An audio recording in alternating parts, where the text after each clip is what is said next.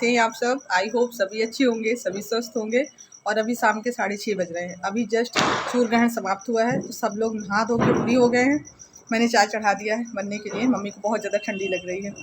और आपको पता है जब से सूर्य ग्रहण चालू हुआ था 2 बजे से ना, 2:23 से चालू हुआ था, तब से लाइट भी गोल थी। मतलब सूर्य ग्रहण के शोक में लाइट ने भी शोक मना लिया था। अभी आई है, जैसे ही सूर्य ग्रहण समाप्त हुआ वैसे ही लाइट आई है। तो मोबाइल डिस्चार्ज पड़ा है, इसको चार्ज में लगाना है और साथ में मुझे वीडियो भी ऑन करना है ब्लॉग के लिए। मैं सोच रही हूँ कि कैसे मैनेज करूँ। तो अभी चार्जर ला के इधर लगा देंगे। हालांकि यहाँ की जो सॉकेट है वो खाली नहीं है, क्योंकि ये देखो लाइट अभी भी लगी है ना, ये वाली भी लाइट लगी है और ये ऊपर वाली भी लगी है। पतिदेव भी घर में आ गए हैं, जो कि अपना चेहरा छुपा लेते हैं जैसे ही ब्लॉग देखते हैं। उनको लगता है कि ब्लॉग में आना किसी गुनाह से कम नहीं है, इसलिए उन्होंने अपने चेहरे को ढक लिया है। कृपया पर्दा हटा दीजिए और अपने सुंदर से मुखड़े को बाहर लाइए। और हम अभी जब बोल रहे थे, आपने नोटिस किया हो पीछे से पटाखों की बहुत आवाज़ आ रही थी। मतलब शाम से ही आज इतनी पटाखे की धूम मची थी, ऐसा लग रहा था जैसे दिवाली आज हो। हालांकि अब की बार मैंने देखा है कि दीपावली के बाद धुंध नहीं छाई है, नहीं तो ऐसे जो धुआं होता है पटाखों का पूरा वातावरण में एकदम कोहरा जैसा बन जाता है। लेकिन अब की बार पटाखे बहुत कम दगाए गए थे। मेरे मोहल्ले में खुद ही बहुत कम पटाखे चलाए गए थे, लेकिन आज खूब धाए धाए चल रहा है। मुझे ऐसा लगता है जो दुकानदार हैं, जिनके सामान बच गए हैं, वही अपने उस सामान को खपत कर रहे हैं जो ख़राब होने वाला है, जो नेक्स्ट ईयर नहीं यूज होगा। सो वही आज शाम से बहुत पटाखे की आवाज़ आ रही है। तो यहाँ पर चाय मैंने दे दिया है सबको, और टब में बर्तन रखे रह गए थे क्योंकि 2 बजे के पहले सारे काम निपटाने थे। सबका कहना था कि जब सूर्य ग्रहण चालू होगा ना, तब उस दौरान कोई काम नहीं करना चाहिए। तो वही छोटे मोटे काम जो है वो पड़े रह गए थे किचन के, तो बर्तन स्टैंड में लगा दिया है।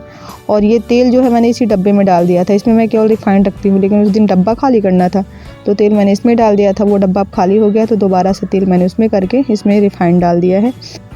और अभी सूर्य ग्रहण के दौरान जो भी खाने पीने का सामान बचा था सुबह वाला, उन सब पे मैंने थोड़ा थोड़ा कंडा रख दिया था। मतलब गाय का जो गोबर होता है ना, वो रखा जाता है जो बचा हुआ खाना हो।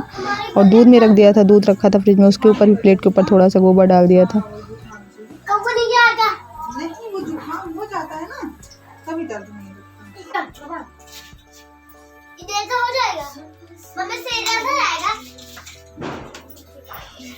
विराटू पूछ रहे हैं, हम इसको बोल रहे हैं कि रबड़ ले आओ। सम्राट तो बोल रहे हैं मम्मी इससे जो हम लिखेंगे वो इरेज हो जाएगा।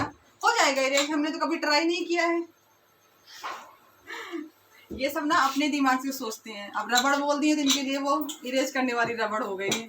आंखों का काजल अभी छूटा नहीं है ना। सूखा काजल लगाओ जब आंखों में ना, तो जल्दी से छूटता नहीं है। तेल लगा के साथ ये तब भी अभी आंखों में पता चल रहा है। विराटू का तो छूट गया है। विराटू की कल से तबीयत नहीं सही है। कल मैंने ब्लॉग में बताया नहीं था, तो रात में इसको बुखार था, फिर पूरा दिन बहुत खुशी थी, तब बुखार पता नहीं कहाँ गायब हो गया था। फिर जैसे ही शाम हुई, पूजा वूजा किए, उसके बाद हमने सोचा कि 2-4 पिक्चर सब लोग इकट्ठे होकर फैमिली पिक निकाल लें। तो ये लुढ़कते जा रहे थे बार बार, मम्मी मुझे बहुत ज़्यादा नींद आ रही है। इसको कमजोरी इसलिए फील हो रही थी क्योंकि इसने पूरे दिन में सिर्फ एक बार खाना खाया था। शाम तक हम इससे बार बार बोल रहे थे कि बाबू खाना खा लो, अभी शाम के खाने में बहुत देर रहेगी क्योंकि पूजा पाठ होगा, दिया वगैरह जलाए जाएंगे। तो हम कहे 9-10 तो बजेंगे, लेकिन ये बोला नहीं मम्मी मुझे नहीं खाना। हमको अच्छा नहीं लगता। और सम्राट विराट की दोनों की तबीयत थोड़ी सी कम सही है ना, तो इसलिए इन दोनों को मैंने नहीं नहलाया था। इन दोनों के ऊपर केवल गंगा जल छिड़क दिया है, बाकी हम तीनों लोग नहाए थे। और मुझे भी ये नहाना भारी पड़ गया है। कल से इतना ज़्यादा जुकाम और बुखार है कि मैं सोच रही थी कि वॉइस ओवर ना करूँ। मेरा मन बिल्कुल भी नहीं कर रहा था, लेकिन फिर लगा कि नहीं वीडियो जाना, क्योंकि कल भी मैंने वीडियो नहीं डाला था, तो मजबूरी में वॉइस ओवर कर रहे हैं।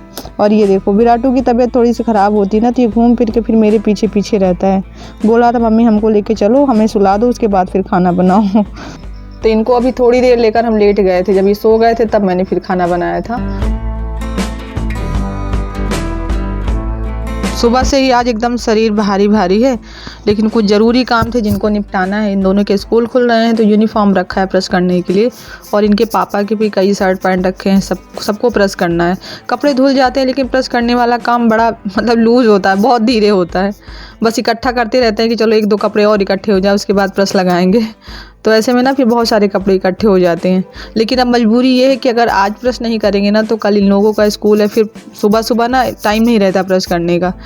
और विराट को दवा खाने के बाद जैसे ही थोड़ा सा आराम मिलता है ना, ये अपने काम में फिर से लग जाते हैं। यहाँ पर अपने शूज़ रख रहे थे डब्बे में। मैं सोच रही थी कि पहले इसको थोड़ा सा पोंछ दे उसके बाद रखें, लेकिन ये ज़बरदस्ती लगा था। बोल रहा था मम्मी हाँ अपना सामान हम खुद से ही रखेंगे, आपको नहीं करने देंगे। और मम्मी ने अभी गोबर रख दिया है, पूरा फेंका नहीं क्योंकि गोवर्धन बनाने हैं। और मेरे यहाँ गोवर्धन एकदम अलग तरीके से बनते हैं। मैंने आज तक कभी किसी के यहाँ नहीं देखा ऐसे गोवर्धन बनते हुए।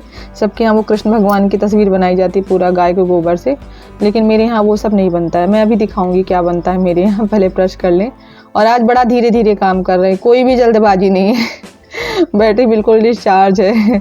जब शरीर में बिल्कुल वो नहीं, फुर्ती नहीं रहती ना, तो काम बड़े धीरे धीरे होते हैं, चाहे 100 काम फैले हों, लेकिन आप अपने हिसाब से ही करोगे। और विराटू बार बार टाइम देख के बता रहे हैं कि मम्मी जल्दी करो, गोवर्धन बनाना है। इसको जैसे ही पता चलता है ना कि कुछ बनाना है, नया कुछ होना है ना, तो इसको बहुत जल्दी रहती है, इसीलिए इसको बताते नहीं है। फिर बार आप सबको ये जादू दिखाया जा रहा है। मेरी डायरी लिए हैं, उसके पेज थोड़े से टाइट होते हैं ना, तो देखो बता रहे हैं मम्मी ये जादू चल रहा है, सबको दिखा रहे हैं। हम और सम्राट, हम तो प्रेस कर रहे हैं, सम्राट पढ़ाई कर रहे हैं उधर साइड में बैठ के, उनको दिखा रहे हैं। और कह रहे थे हम फ्रेंड्स लोगों को भी दिखाएंगे कि हम जादू कर लेते हैं। इसके अंग अंग में जहर है। तो ये कपड़े सारे प्रेस हो गए हैं। और कल जो कपड़े सब पहने थे सब लोग ना, वो सब भी कपड़े थोड़े फोल्ड तो कर लिए थे, लेकिन सही जगह पर पहुंचाया नहीं था। तो मैंने सोचा लगे हाथ अब पूरी अलमारी के भी कपड़े सब व्यवस्थित कर दें। और ये सम्राट के लिए टिफ़िन आई है, बहुत दिन से परेशान है। वो वाली जो टिफ़िन थी स्टील वाली ना, वो उनसे सही से खुलती नहीं थी, उसका ढक्कन जो था ना बहुत टाइट था। अरे वाह, मेरा टिफिन है। इसमें अंदर 2 बॉक्स थे ये वाले, और इसमें कैप भी लगा था, लेकिन वो दोनों एक की ज़रूरत है, दोनों की ज़रूरत तो है नहीं। तो वो वाला बॉक्स मैंने पूरा बाहर निकाल दिया और इसका कैप निकाल के बाहर कर दिया।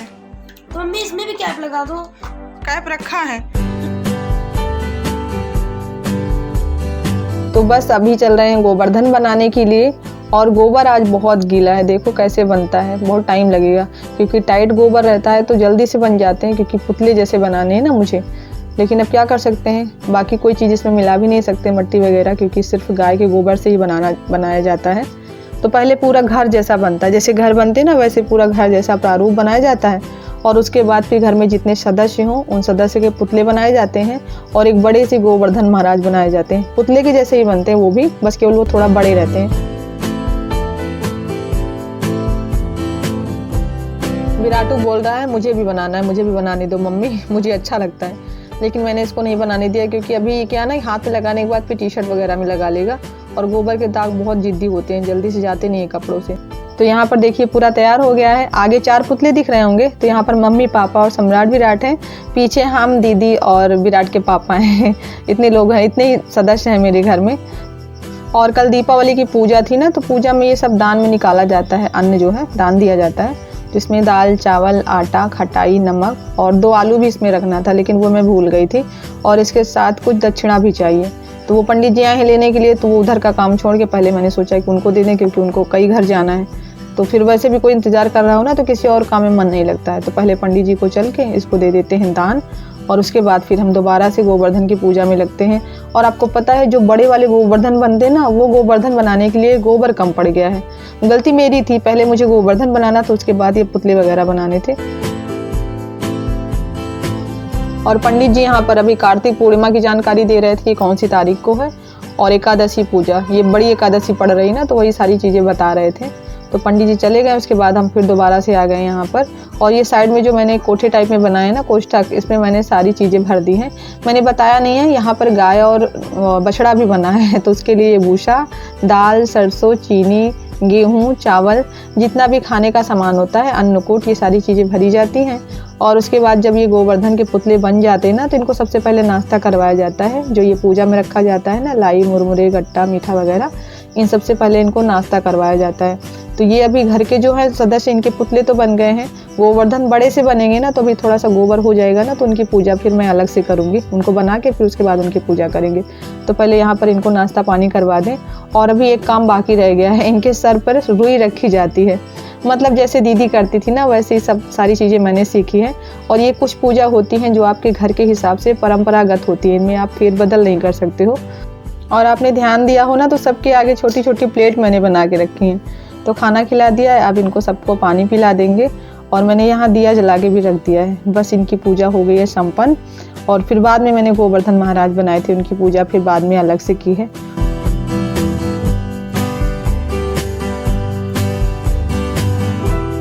तो बस यहाँ पर अभी कपड़े रखे थे फोल्ड करने के लिए, तो इनको फोल्ड करके अलग अलग रखते हैं हमेशा सबके कपड़े, किसी को ढूंढना ना पड़े, नहीं तो किसी का ब्लाउज नहीं मिल रहा है। किसी की बनियान नहीं मिल रही है तो सबके कपड़े अलग अलग रखते हैं। और किचन में जो अभी पर्दा लगा था यहाँ पर भी मुझे चेंज करना है, तो वो वाला निकाल दिया है।